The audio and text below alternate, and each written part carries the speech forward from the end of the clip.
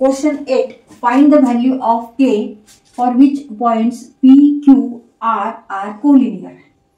तर इथे आपल्याला फाइंड आउट करायचं आहे value of K. Find value of K. आणि आपल्याला काय काय दिलेले आहे, गिवन काय आहे, तर गिवन आहे कोऑर्डिनेट्स दिलेत पॉइंटचे के -1, q ह्या पॉइंट्सचे कोऑर्डिनेट्स आहेत 2 आणि 1, r ह्या पॉइंटचे कोऑर्डिनेट्स आहेत 4 आणि 5 and points p, q, r all these are collinear. म्हणजे एका सरळ रेषेवर ते बिंदू आहेत, ते पॉइंट्स आहेत. म्हणून काय होणार आहे, जर आपण फक्त स्लोप पी क्यू चा घेतला आणि क्यू आर चा घेतला तरी स्लोप हा एका रेषेवर जरी आपण कुठे जरी स्लोप जरी घेतला तरी तो सारखाच स्लोप असतो. स्लोप हा कॉन्स्टंट असतो. स्लोप कसा असतो, रेषेवर स्ट्रेट लाईनवर स्लोप हा कॉन्स्टंट असतो, सारखा असतो. मग आता समजा इथे पी हा पॉइंट आहे, इथे क्यू आहे, इथे आर आहे. आता ह्या रेषेला आपण पी क्यू रेषा सुद्धा म्हणू शकतो. लाईन पी क्यू असे म्हणू शकतो, किंवा लाईन पी आर असे म्हणू शकतो, किंवा लाईन क्यू आर असे म्हणू शकतो. तर इथे कोणत्याही दोन ह्याचा आपण स्लोप काढून बघू आणि तो जर सेम असेल असणारच, म्हणजे कारण ते कोलिनियर आहेत, म्हणजे ह्या दोन्हींचे स्लोप सारखे आहेत. मग त्यावरून आपल्याला इथे के ची व्हॅल्यू काढता येईल. तर इथे आता आपण स्लोप घेऊ, पी क्यू चा आधी घेऊ. Slope of the line P Q. तर फॉर्म्युला आपल्याला वापरायचा आहे slope of the line equal to m equal to y2 minus y1 divided by x2 minus x1 where x2 is not equal to x1. आता इथे आपण consider करू y2, x2, y1 आणि x1 आणि याला स्लोप लिहून काढू 1 minus -1, 1 minus -1, 2 minus k, x2 minus x1, 2 minus k. Negative become positive. 1 plus 1 divided by 2 minus k means 2 divided by 2 minus k. आता स्लोप काढू दुसरा आपण. Slope of the line Q R काढू. आता क्यू आर आता coordinates आहेत. इथे आपण याला y2 धरू, x2 धरू, y1 आणि x1. y2 minus y1, 5 minus 1 divided by 4 minus 2 means 4 divided by 2 means 2.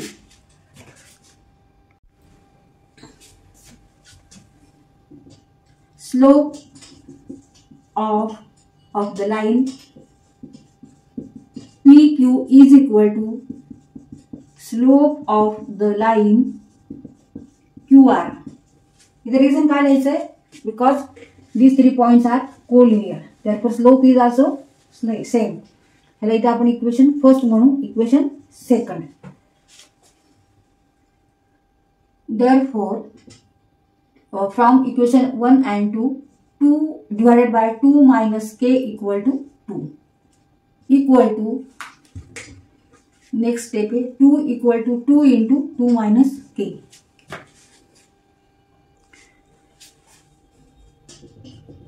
2 equal to 2 into 2, 4 minus 2 into k, 2k. 2 equal to 4 minus 2k. Means negative 2k equal to 2 minus 4. Negative 2k equal to negative 2 minus 2. Therefore 2k equal to 2. Therefore k equal to 1. Answer is 1. K equal to 1.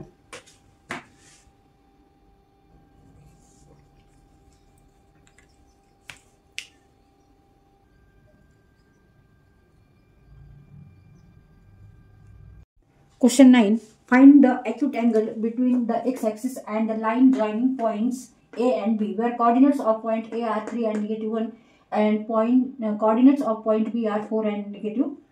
तर इथे आपल्याला angle हा find out करायचा आहे. Find the acute angle. Acute angle means less than 90 degree angle. Acute angle म्हणजे काय, लघुकोन. जो लघुकोन x axis आणि रेषेमध्ये आहे. एक्स ॲक्सिस आणि रेषेमध्ये आहे. किती रेषा, ए बी आहे, ए आणि बी ह्या बिंदूतून ती रेषा जाते. तर आधी आपण कॉर्डिनेट सिस्टीम काढू आणि हे दोन्ही पॉईंट लोकेट करू. X axis, negative x axis, y axis and negative y axis. O is here origin having 0 and 0 coordinate.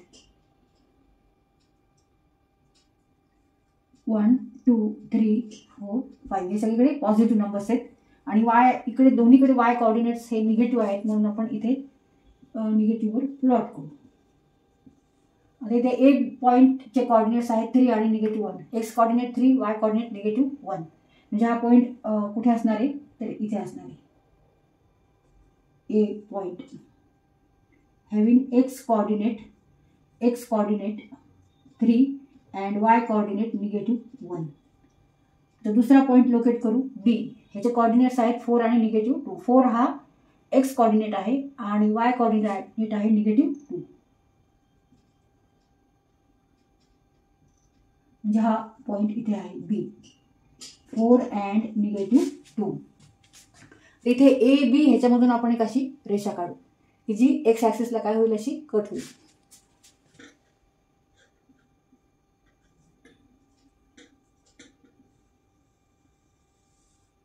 इथे हा जो अँगल आहे हा अँगल आपल्याला फाइंड आउट करायचा आहे आणि this angle is acute angle. तो लघुकोन आहे, कारण हा दिसतानाच हा लघुकोन दिसतोय. 90 अंशापेक्षा हा अँगल स्मॉल आहे. तिथे आता आपण आधी आपल्याला अँगल काढायचा आहे, त्याच्यामुळे आपल्याला आधी स्लोप काढायला लागेल ह्या लाईनचा. मग स्लोप ऑफ द लाईन इथे कोऑर्डिनेट्स दिले आहेत, त्यामुळे आपण स्लोप काढण्यासाठी फॉर्म्युला वापरायचा आहे. y2 minus y1 divided by x2 minus x1 where x2 is not equal to x1. हा फॉर्म्युला इथे वापरायचा आहे. Therefore, slope of the line AB. ह्या रेषेचं नाव आपण काय देणार, AB नाव द्यायचं, कारण ह्याच्यावर पॉईंट आहेत AB, म्हणून ह्या रेषेचं नाव आहे AB, line AB. Slope of the line AB is y2 minus y1. इथे ह्याला y2 पकडायचं, ह्याला x2, y1 आणि x1. y2 minus y, negative 2 minus -1 divided by 4 minus 3. 4 minus 3 means negative 2, negative become positive divided by 1 means negative 1 divided by 1, negative 1. Therefore here m equal to negative 1. पण इथे आपल्याला काय काढायचं आहे, angle काढायचा आहे.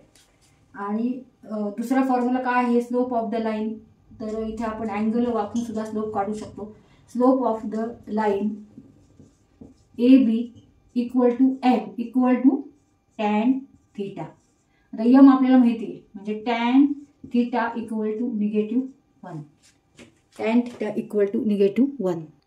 And as we know that tan 45 degree equal to 1. Therefore tan theta is here negative tan 45 degree असं आपण म्हणू शकतो. म्हणजे थीटा इथे किती आहे, 45 डिग्री आहे आणि हा ॲक्यूट अँगल आहे, त्याच्यामुळे आपल्याला इथे निगेटिव्ह 45 डिग्री असं लिहायची गरज नाही आहे. 45 डिग्रीच लिहायचं आपण angle. Therefore theta is 45 degree and this angle is acute angle. 45 degree angle is acute angle and this angle is in between x axis and the line joining point A and B. Question 10. A line passes through point A and B. If the slope of the line is m, then show that k minus y1 equal to m in bracket h minus x1. इथे ए आणि B चे आपल्याला coordinates दिलेत. ए चे coordinates आहेत x1 y1 आणि B चे coordinates आहेत h आणि k. ह्यावरून आपल्याला slope of the line is m हे इथे is equal to k minus y1 equal to m h minus k हे शो करायचं. Slope of the line A B किंवा slope of the line passes through points A having coordinate x1 and y1 and point B having coordinate h अँड k is equal to m equal to, तर इथे आपण formula वापरत असतो slope काढण्यासाठी y2 minus y1 divided by x2 minus x1 where x2 is not equal to x1. हा formula वापरायचा आहे. आणि इथे दोन पॉईंट्स दिले त्यांचे कोऑर्डिनेट्स आहेत. इथे आपण ह्याला y2 पकडायचं, ह्याला x2, ह्याला y1 आणि ह्याला x1 आणि ह्याच्यामध्ये या व्हॅल्यू पुट करायचं. Therefore m equal to k minus y1 and divided by h minus x1 x1 आता इथे क्रॉस मल्टिप्लिकेशन घेऊ. Therefore, k minus y1 equal to m into h minus x1. तर इथे आपण प्रूव्ह केलं k minus y1 equal to m in bracket h minus x1. Question 11. If points A, B and C lie on a line, then show that a upon h plus b upon k equal to 1. तर इथे एका रेषेवर हे तिन्ही बिंदू आहेत. हे तिन्ही पॉइंट आहे ए, बी आणि सी. ए चे कोऑर्डिनेट्स आहेत h0, बी चे 0, k आणि सी चे a, b. आपल्याला शो करायचंय हे equation a upon h plus b upon k equal to 1. जेव्हा सगळे इथे बिंदू एका रेषेत आहेत तेव्हा इथे आपण कुठे जरी स्लोप घेतला तरी हा सेम येणार आहे स्लोप त्याचा. त्याच्यामुळे slope of the line A B is equal to slope of line B C असं आपण इथे लिहू शकतो. कुठेही स्लोप जर घेतला ह्या लाईनवर, ह्या रेषेवर कुठे स्लोप घेतला तर स्लोप कसा असणार आहे, सेम असणार आहे. स्लोप हा कॉन्स्टंट असणार आहे आणि सेम असणार आहे, कॉन्स्टंट असणार आहे, कारण हे तिन्ही पॉइंट्स कोलिनियर आहेत, एका रेषेवर आहेत. गिवन आपल्याला गिवन आहे ए h, 0, b 0, k and c a आणि b lie on a line means these points are collinear. Therefore, slope of line AB equal to slope of line BC.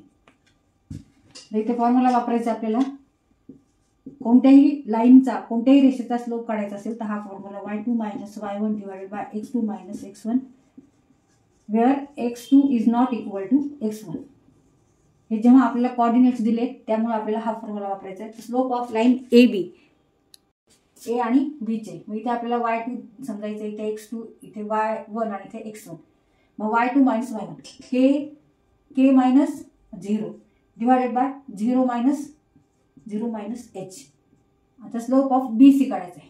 मग आता बी आणि सी चे कोऑर्डिनेट्स घेऊ y2, x2, y1 आणि x1. मग b minus k divided by a minus 0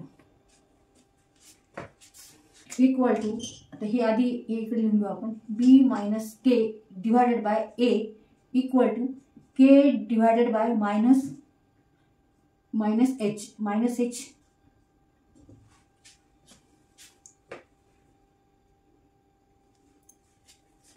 k minus h equal to b minus k divided by a. इथे आपण असं क्रॉस मल्टिप्लिकेशन करून घेऊ. मग therefore minus ak equal to h into b hk minus h into k hk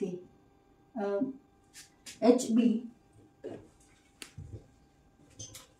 equal to h into b minus k means hb minus hk minus ak.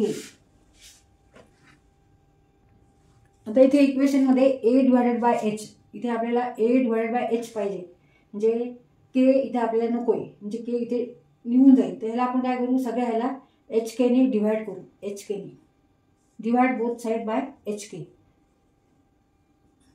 hb divided by hk minus hk divided by hk.